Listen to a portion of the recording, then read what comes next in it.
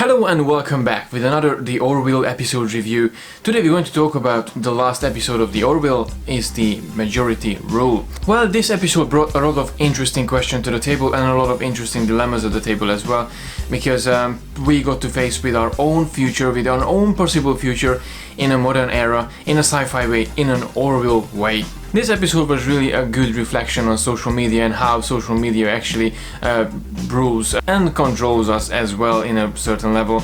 The citizens of Argus 4 are really familiar with the Earth culture.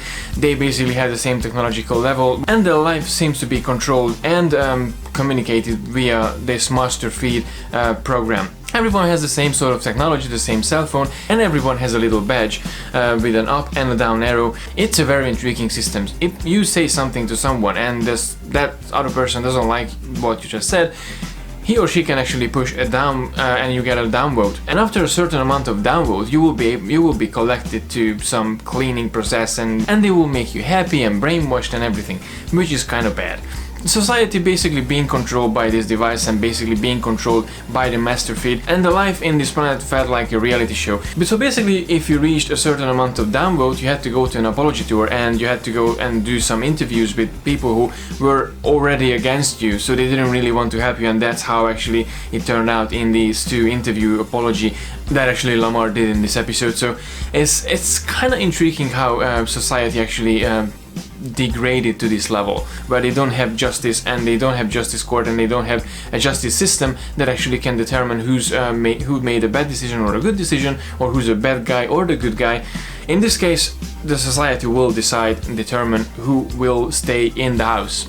This is creepy as hell. And obviously we got the Union Admiralty, the Union Command. She tells Captain Mercer, okay, you are responsible for the situation, you cannot interfere with the situation, and you can't do anything that will alter their normal way of evolution, I guess. I know I said like 2 episodes earlier, I'm not going to do that much comparison between TNG and the Orville, but in this case I do have to make one, because actually this episode reminded me of 2 TNG episodes. One is the Who Watches the Watchers and the First Contact. In Who Watches the Watchers, basically the Enterprise crew went to Mintaka and they tried to save 2 scientists, and they faced with violating the Prime Directive. That basically was the same course and the same situation in this episode of the Orville. The other similarity, of course, Alara gets discovered by this girl in the bathroom, and Dr. Finn was just about to put the headpiece on, and she discovered, okay, Alara actually is an extraterrestrial. So basically they bring her aboard to the Orville,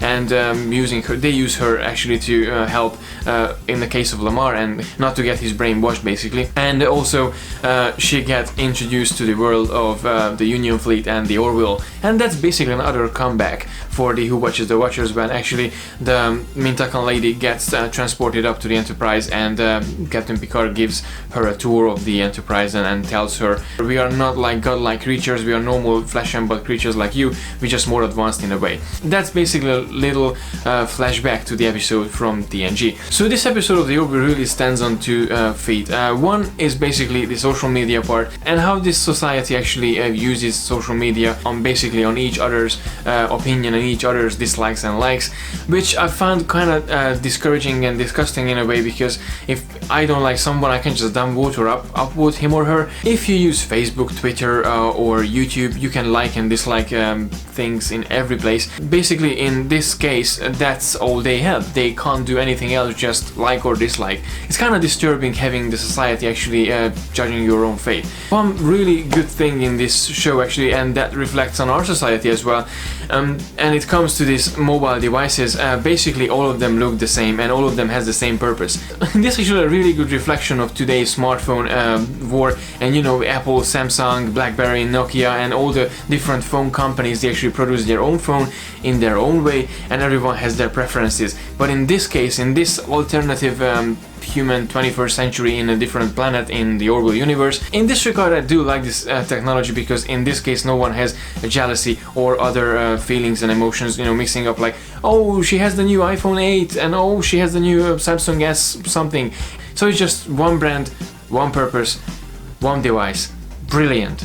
So overall, I think the episode was really cool, and as I said, it really opened up a couple of questions about social media and our society as well, and how social media can be a threatening force towards any society basically out there. So I would say it's a brilliant episode. I read quite a few articles already, and they said this theme actually a recurring thing, but obviously having this in the Orville universe and having told the story in a different way, I think it's really unique. And to be honest, I never watched Black Mirror, but this a really good reflection on today's society. So that was my little episode reaction on the last episode of the Orville Majority Rule. Please let me know in the comment section below what did you think about the episode and what was your favorite or least favorite moment in this episode. As always, please don't forget to like and share the video, and don't forget to subscribe to receive all the geekiness every week. And until next time, live long and prosper.